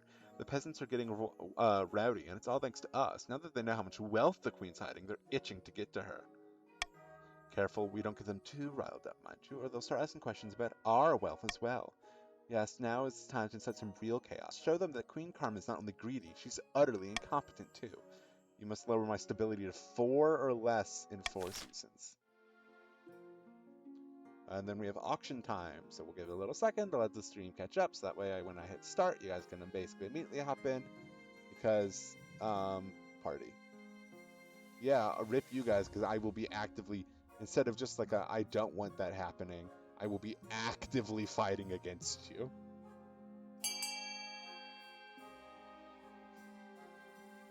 Please, my patricians, assist me for just a little bit, and maybe I could help. Oh wow, Pufferfish went like all in on that. It's not. So you do exclamation point fund, followed by the letter of the one you'd like to fund, followed by how much you'd like to fund it with.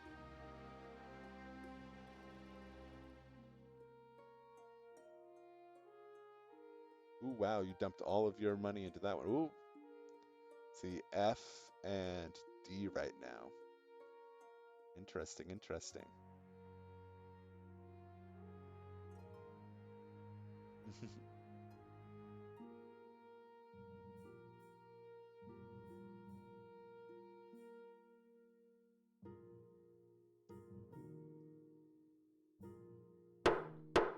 Oof.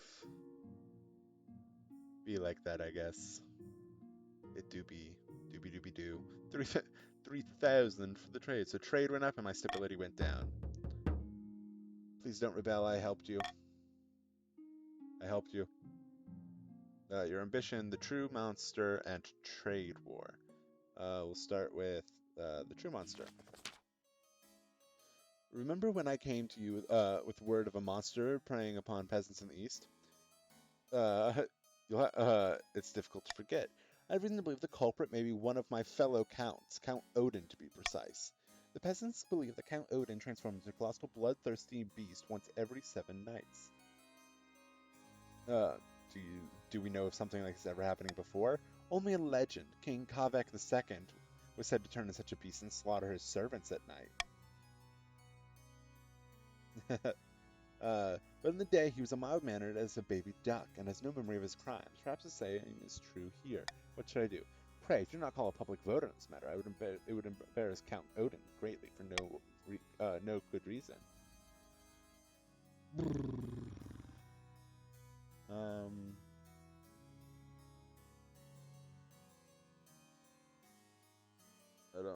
I mean, their defiance is fucking whatever. So I guess I'll raise my authority with it. Well, your grace, whatever you say.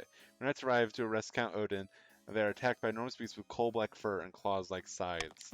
It slays dozens of knights. Once finally back beyond hope of recovery, it turns back a human safe. Count Odin lies on the floor, frail and limp and soaked in blood. Please, release me of my curse. Kill him. Odin ends his life in a single brutal axe blow. Your grace, I wish we could find a better way. Count Odin may have been a monster, but he still had noble blood and deserved better treatment.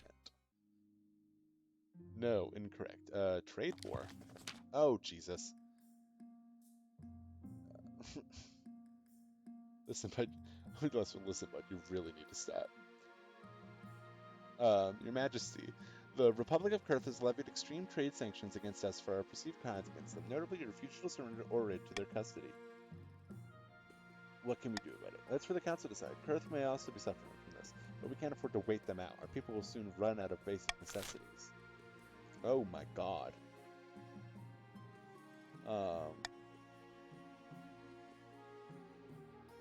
Go ham, y'all.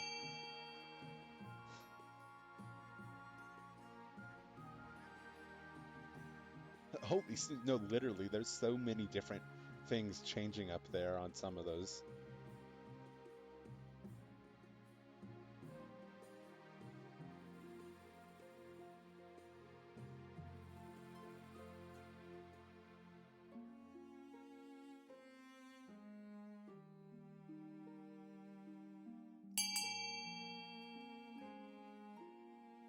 We'll give it a moment for the stream to catch up. Interesting. Ooh, split down the middle.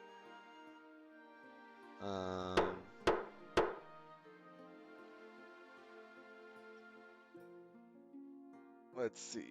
It's authority, farming, defiance of. I don't know who it raises the defiance of, but I'm gonna go with import goods from Eshmedi instead of Kurth because I need to appeal them so they don't rebel against me. The Eshmedi Empire, the historically hostile to the kingdoms, more than that, to swoop in and provide for the kingdom in its hour of need. Of course, the aid doesn't come without a cost. Oh, Jesus. Cheap Eshmedian goods fled into the kingdom to replace Kurth's trade. Along with them comes a wave of foreign merchants, strange priests, and bizarre new customs. A small price to pay to keep the kingdom intact. Your ambition. It's been fucking lowered since I got of. At the start of your reign, you wanted to be seen as a peacekeeper. You've succeeded on that front. The kingdom is peaceful, and you're renowned for your mercy and wisdom. Well done, your majesty. But to shut down your noble scheme for good, we need to build that reputation. Your advisors have some ideas. The common folk are sleeping giants even the nobles are afraid to wake. If you become beloved by the peasants, the nobles don't dare overthrow you to fear of the revolution.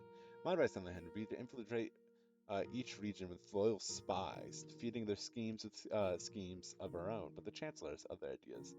Let's see, stability in trade or stability in farming? We'll have to go with trade. Which funny enough, I think I did this last game, but it's the best we could do with it. Wise decision, Your Majesty. I've begun recruiting spies. We'll send them back across the kingdom in the guise of traveling bards, but this will require a fine touch. Our priority is to raise the kingdom's stability and overall trade as much as you can, and of course there can't be any open rebellions among the nobles. Oh, girl.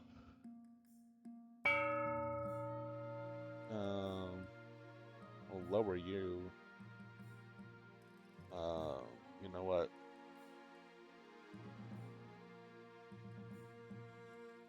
Just enough. Rebellion report. Please don't.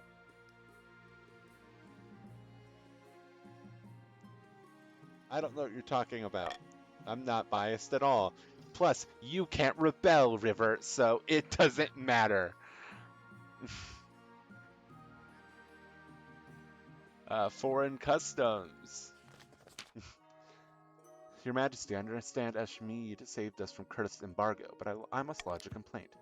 Eshmedian visitors and merchants are spreading heretical beliefs. about their nonsense god. Worse, a large following of covenants have sprung up in the south, where the foreigners are thickest. With 3 C's. Tell me about this god. They call him Kaldovaga, the machine god. They say he abandoned the world after its making and must worship in great numbers before returning to fix it. Nothing but heathen folktale you can understand. All right, let's call the council. Very good, Your Majesty. Not that one. I can tell you that. Y'all can go ham.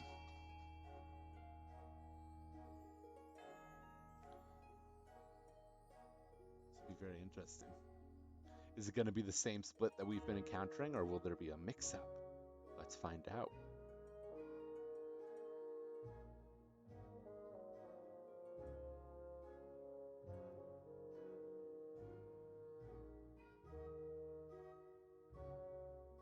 Interesting, interesting.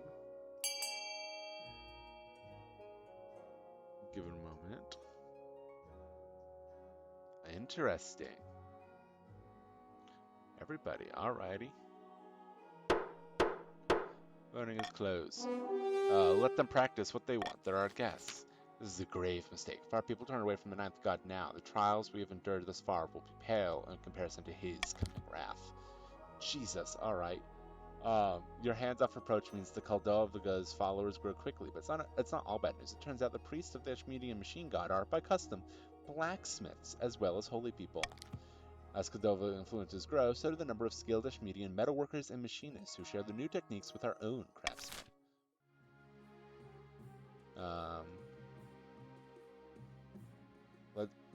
Pushing for change. After a particularly long session at the council, Rada comes to find you in your chambers. I just realized that I married someone. Rada! You did wonderfully today, darling. Something about those sometimes those nobles just never stop talking. I sometimes wonder if they're talking, if they rather talk than work for the kingdom. Alas, it's the way things work. I was thinking, what if we did something to make things better? I want to teach the peasants to read. Imagine what the kingdom would be like with schools for ordinary people. The other patricians say that the citizens can't learn. But right now, they didn't get the chance. We need to be careful with the budget. Don't worry, dear. I'm sure I could sweet talk the treasurer over this. No. You should kiss your cheek before hurrying over to enact your plans. By ambushing spy network. All goes according to plan, Your Majesty. Let me show you. Spy master takes you to the secret chamber to your own private office. You emerge in a hidden chamber where a number of hooded figures are waiting. These are my agents. They can blend into a crowd as effortlessly as they could slip a knife between a traitor's ribs. I can be sure of their loyalty. Yes, Rada! Like the guy from Chowder. I've been very careful in my selection. You can rely on these agents. Soon they'll infiltrate the courts of all the nobles on your council, disguised as traveling bards. One of the spies tossed across her cloak, revealing a lute and the colorful costume of a troubadour. With charm and flattery, they'll worm their ways into the nobles' hearts and minds. Then we'll have a spy network, the likes of which the world has never seen. I hope to make even the gaunt of Tavalin look like the ranks of amateurs. They will learn to fear me, indeed, Your Majesty. A week passes before your news. Your spy master arrives in your office with a tiny scroll, small as a cherry stem, clutched between 2 fingertips. This is a message from one of our agents in the field, Your Majesty. I sent her to Grandee Podventure's Manor, disguised as a caroler, armed with a lute and a book of hymns. Open it. Of course. Wait, he was a success. Yes! Spymaster studies the scroll for a moment, and a smile creeps across her face. She holds it over a candle flame and it vanishes in a puff of cinders. She's been welcomed into Grandee Podventure's court with open arms, and is already flattering them with fawning songs. Let's hope other spies are just as successful. Over the next few weeks, we receive word back from more and more of your agents. Almost all of them have successfully wormed their way into the nobles' courts. Now we must hope they can maintain their cover. Come on. Yes! Yes! A few weeks pass. You wait anxiously for news of your spy's progress. One day, your spy master appears at the desk, her face lit by a triumphant smirk. Good news, Your Majesty. Our spies have uncovered some of your noble's darkest secrets. Did you know Grandee Pudventure has an irrational fear of lemons? You do now. We have a few illicit romances between the nobles and our generally attractive bards. The Black Marrow writes itself. This has gone better than I expected. You do enjoy the services of an excellent spy master, but we can't get complacent. We must see if our other spies are equally successful. The next 2 weeks, your spies send back more and more positive reports. Soon, you've established a spy network throughout the entire kingdom. There's a sense of smugness that you call your next council session. As the nobles file in, you realize you know all of their secrets, their weaknesses, everything. Unfortunately, Pudventure, I just won. That's the end of the game. Um, Listen, Your Esteemed Highness, I was thinking that taxes have been awfully high lately. Why don't we hold a vote to reduce them? No. I must have misheard you. I just called to vote. Let's go. Chop chop. Noble Patrician, can you come up here for a minute? I need a word in private. Noble Patrician Dream River walks up the throne, their face quizzical. Your spy master leans over and whispers something in their ear, and they look suddenly horrified. By the 9th? How did you know that? Only my mother knows that. Sit down, Noble Patrician. The Queen doesn't want to vote today. There will be no vote. Noble Patrician Dream River returns to seat, trembling like a leaf. This is an outrage. The vote must go ahead. Hey, care for some lemonade? Ah, leave me alone. I'll do whatever you say.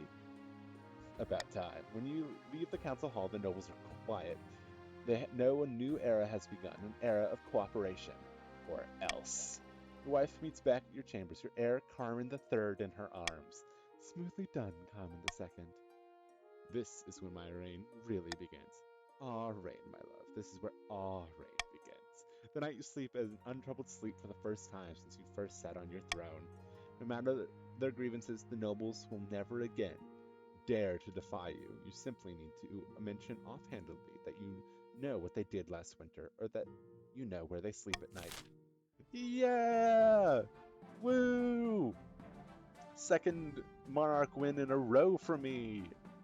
Shortly after Queen Carmen II's reign ended, the Inquisitors raided Count Bread's castle and placed him under arrest for evil magic.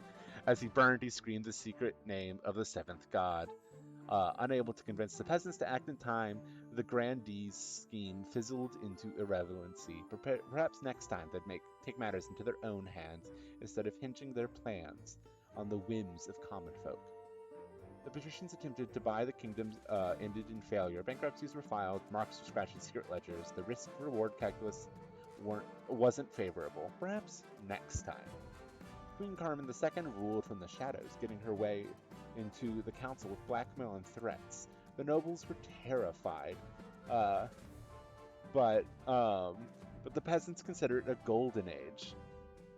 After 15 years of unquestionable rule, Queen Carmen II died peacefully in bed, and the nobles let out a collective sigh of relief. Love that. Let's see. Yes, we have reigned for 2 years and 9 months. Rada of the Coast. Let's see. Nobles. Wealthiest noble, Pufferfish. And poorest, Hope. And then Kingdom. Oh God,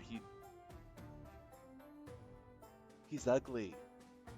Carmen III is ugly.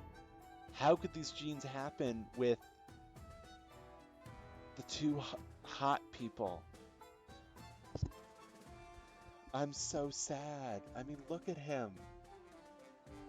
Look at him. He looks so... No, literally. If anything, he looks like his grandma, because Carmen II's mom had darker features and was bald. So, but honestly, she was hot. She was bad AF. No, literally, that Gooby. Literally, look at him. He's so ugly. I'm so sad. Oof.